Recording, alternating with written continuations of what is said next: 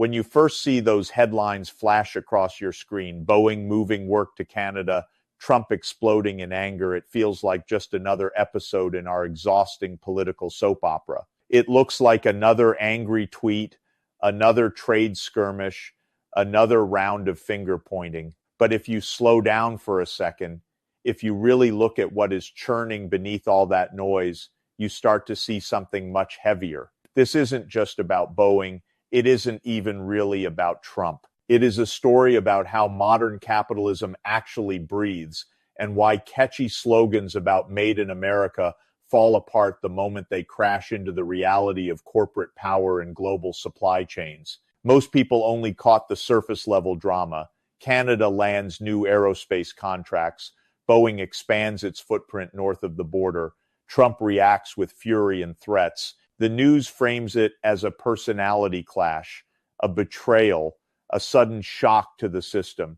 But there is nothing sudden about this, and there is certainly nothing accidental. What you are watching is the inevitable result of a system that values cost-cutting, flexibility, and leverage over loyalty, community, or any national speech. The official story usually goes something like this.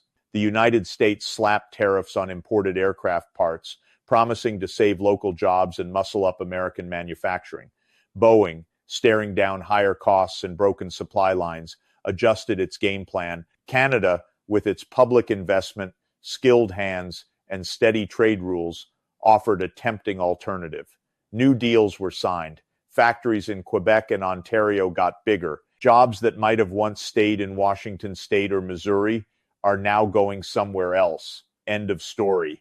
But that version skips over the most haunting question. Why does a company that wraps itself in the American flag so easily pack up and move production across a border the second the math changes?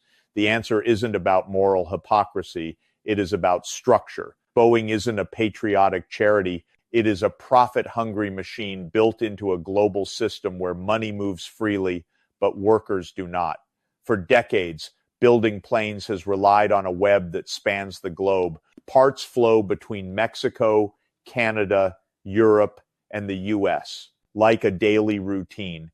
That system wasn't built by the guys on the factory floor. It was designed by executives, negotiators, and policymakers who decided that efficiency and stock prices mattered more than keeping a town alive. When you impose tariffs without fixing that underlying machinery, you don't get protection, you get chaos. Companies don't respond by eating the loss out of love for their country. They respond by moving the map. This is where Canada steps into the frame. Canada didn't steal anything. They didn't ambush anyone in the night. They just did what rational players do in this game. They invested in skills, infrastructure, and stability. They offered Boeing a way to keep building planes without the headache of uncertainty and wild cost swings. From a corporate boardroom view, this isn't a betrayal. It is just rational behavior under capitalism. Now, take a moment to think about who actually pays the price for this logic. It isn't the executives at Boeing. It isn't the shareholders with their money spread across global accounts. It is the machinist in Washington, the technician in Kansas, the supplier in the Midwest, whose entire livelihood hangs on those production lines. These workers were promised that tariffs would be their shield. Instead, they are watching their work migrate across the border because the system was never actually designed to put them first. This is why the political backlash feels so raw. Trump built his entire image on the promise that he alone could stand between American workers and the forces of globalization. Yet here we are, seeing globalization not retreating, but simply rerouting. The anger you see isn't just political theater. It comes from a deep, painful contradiction between nationalist speeches and a corporate economy that has no flag at all. And this is the part the news rarely asks you to sit with. If tariffs alone could save jobs, why are corporations so quick to leave anyway? If slogans were enough, why would a giant like Boeing make this calculation? The truth is that power lies with capital, not with the workers, and not with the voters chanting at rallies. As we move forward, The real question isn't whether Canada wins or the US loses on some imaginary scoreboard. The question is whether ordinary people will keep being fed comforting fairy tales while the decisions that shape their lives are made in quiet rooms, rationally, without them at the table. Keep that in mind when you hear the outrage, because what looks like a sudden collapse is really just the system doing exactly what it was built to do. Once you see it through that lens, the anger and confusion of this moment start to make a lot more sense. People aren't just reacting to a factory moving or a contract being signed. They are reacting to the sinking realization that the promises made to them were never structurally possible within the world as it exists today. When politicians say they will force companies to act patriotically without changing the rules of the game, what they are really offering is symbolism instead of power. Look closely at how Boeing got here. Over many years, the company was pushed to squeeze out every drop of financial performance above all else. Production was scattered across borders to shave pennies. Labor was treated as a cost to be managed rather than a foundation to be cherished. Buying back shares was rewarded more than investing in the future of domestic plants. None of this happened because of Canada. It happened because the financial architecture of modern capitalism loves short-term profits and punishes restraint. So when tariffs hit, Boeing faced a choice: absorb the hit and risk angering shareholders, or shuffle the deck to keep the margins high. Within this system, that isn't even a real choice. Executives are trained legally and culturally to follow the money. Canada offered certainty. The U.S. offered chaos. The outcome was written on the wall. This is why focusing only on Trump's reaction misses the point. Yes, his rhetoric turned up the heat. Yes, his brand is taking a hit. But the deeper issue is that no president, no matter how loud, can order a corporation to lose money for the sake of national loyalty unless the entire incentive structure changes. Without that shift, money will always outrun politics. Think about what this feels like on the ground. A skilled worker who has spent decades mastering the art of building planes is suddenly told the market has moved on. A community built around a plant begins to feel hollow. The diner down the street struggles. The young people pack up and leave. These aren't abstract economic costs. They are lived realities. And they look remarkably similar whether the factory moves to Canada, Mexico, or across the ocean. The destination changes, but the pattern is the same. Meanwhile, Canada celebrates, and you can understand why. From their view, this is validation. Steady policy, public investment, and looking ahead brought high-value work to their door. But even there is a lesson. Canada's success didn't come from beating workers elsewhere. It came from operating more smoothly within the same global machine. Canadian workers benefit today, but they remain just as vulnerable tomorrow if the incentives shift again. This is where the media framing fails us most. The coverage obsesses over anger, betrayal, and national rivalry. What is rarely discussed is why workers in different countries are thrown into a cage match against each other in the first place. Why is the choice framed as jobs in Seattle versus jobs in Montreal, rather than asking why corporations are allowed to play regions against each other to extract tax breaks and subsidies? The missing question is simple, but it's dangerous to the status quo. Who actually runs the economy? Is it the elected officials making promises on campaign stages, or corporate boards responding to financial markets? When you ask that question honestly, moments like this stop being shocking and start explaining everything. And notice how fast the responsibility gets shifted. Workers are told to be patient. They are told that short-term pain will eventually lead to long-term gain.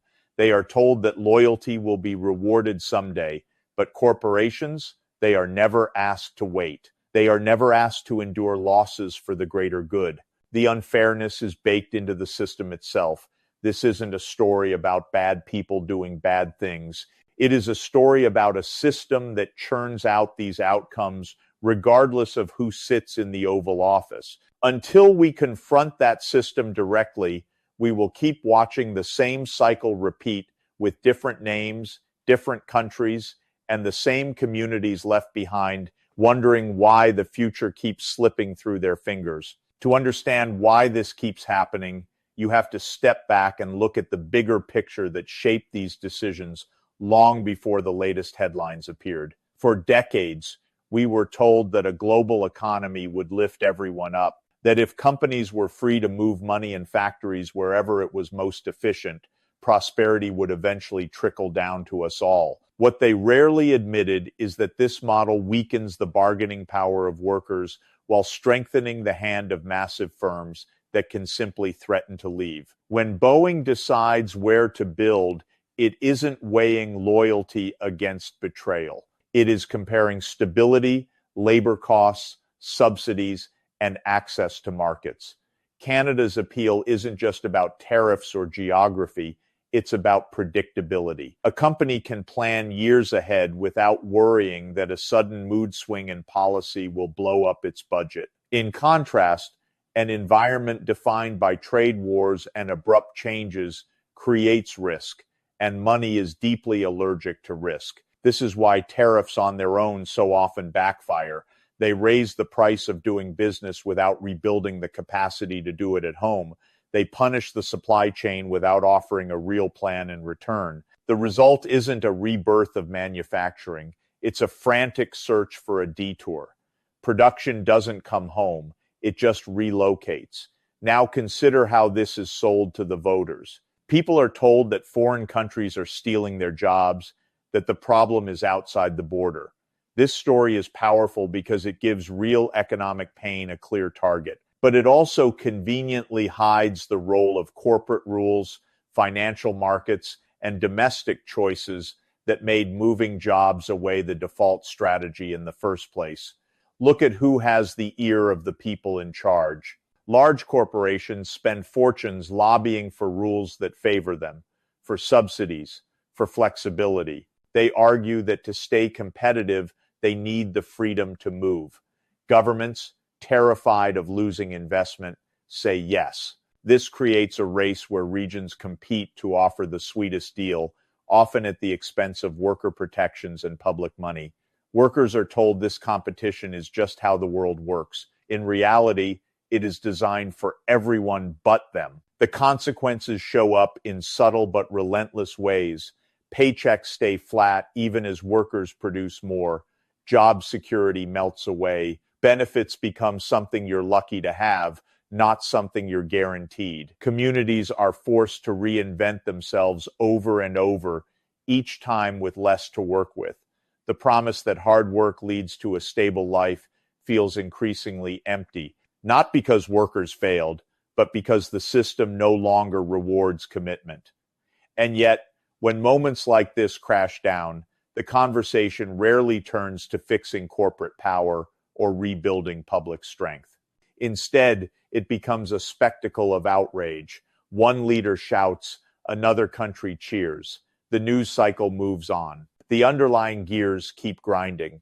This is the deeper lesson of the Boeing shift. It reveals how limited national politics are when economic power has gone global. It shows that without rules that tie money to social obligations, appeals to patriotism are little more than branding exercises. Companies respond to incentives, not slogans. So when you hear that jobs are vanishing and leaders are furious, ask yourself what would actually have to change for the story to end differently. What rules would need to be rewritten? Whose power would need to be checked?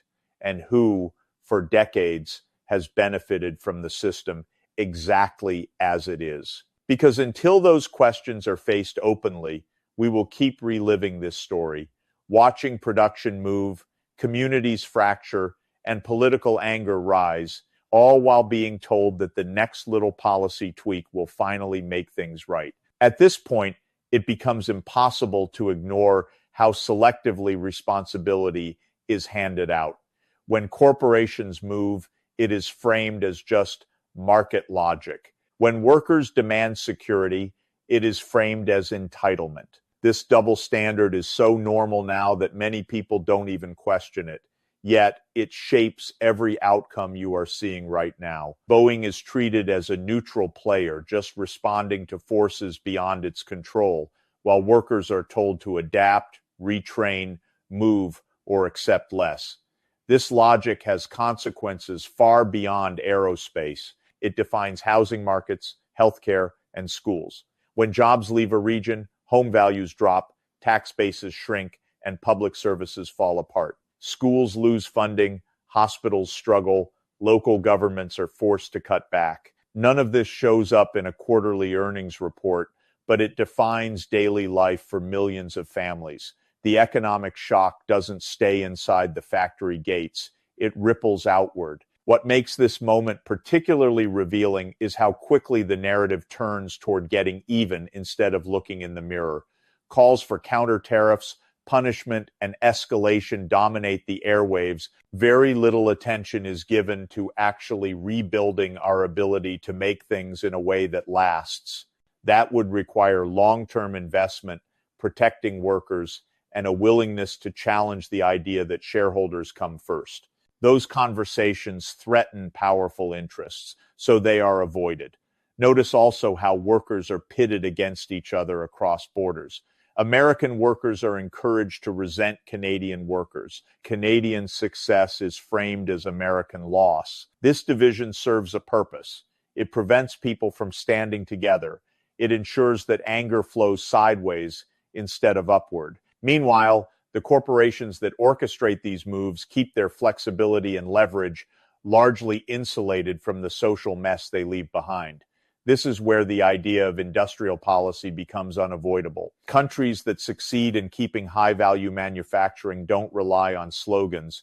They coordinate education, infrastructure, finance, and labor standards over decades. They make clear that public support comes with public obligations. Without that framework, tariffs are just blunt instruments that break things without building anything new. In the United States, industrial policy has often been reduced to defense spending and bailing out companies in a crisis. Outside of emergencies, markets are left to decide. But markets don't plan for communities. They don't invest in people unless the profit is guaranteed. Expecting them to do so isn't realism. It is wishful thinking. The Boeing case also exposes how fragile political trust becomes when economic promises fail over and over. Voters are told that pain is temporary, that sacrifice will be rewarded. When the opposite happens, trust erodes, cynicism grows. People check out or turn toward increasingly extreme voices looking for answers. This isn't a cultural failure. It is a rational response to structural disappointment. And yet, even now, the opportunity to learn is right there. This moment could prompt a serious reckoning with how trade, labor, and corporate power interact. It could open space for policies that tie investment to employment, that reward firms for staying rather than leaving, that treat workers as assets rather than costs. Whether that happens depends on where we look. If the conversation remains fixated on personalities and national pride, nothing will change. If it shifts towards systems and incentives, something might. That is the choice buried in this story. And it is why moments like this matter far more than the outrage cycle suggests.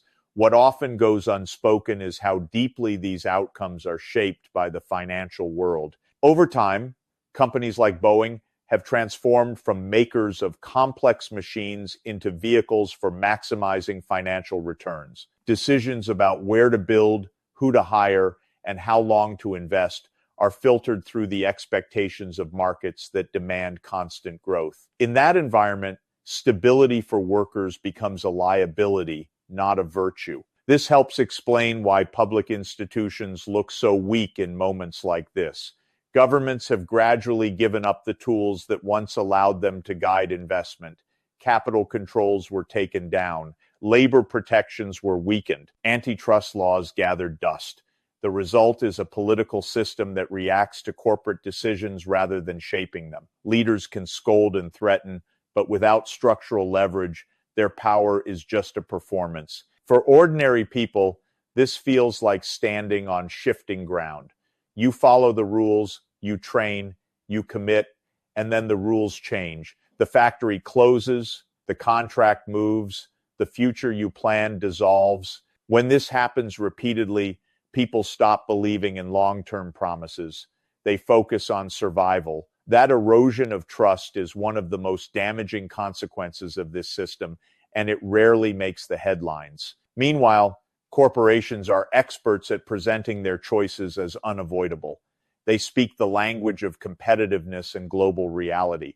But competitiveness isn't a law of nature. It is shaped by policy. It reflects choices about taxes, labor rights, trade agreements, and public money. When those choices favor the movement of money over the stability of communities, the outcome is predictable. This is why simply reversing a tariff or offering a subsidy isn't likely to solve the problem.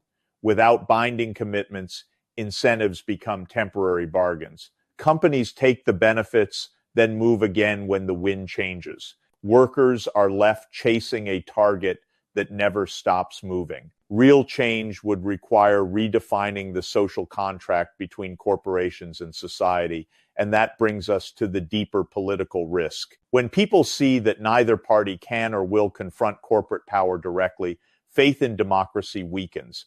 Anger becomes untethered. It looks for simple villains and dramatic solutions. This is fertile ground for demagogues, but it is created by economic failure, not just rhetoric. The Boeing shift should be seen as a warning, not just about trade policy, but about the limits of a system that treats labor as disposable and communities as interchangeable. Canada may benefit today, but the underlying logic remains global and mobile.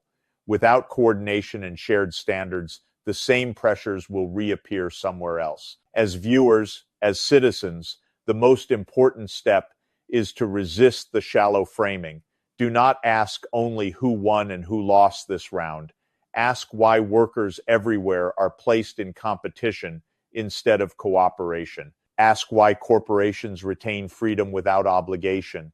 Ask why economic security is treated as an unrealistic demand rather than a basic foundation. These questions are uncomfortable because they challenge deeply held assumptions, but they are necessary if we want a future that doesn't replay this story endlessly with different names and locations. The choice isn't between nationalism and globalization. It is between an economy organized around taking for the few and one organized around prosperity for us all.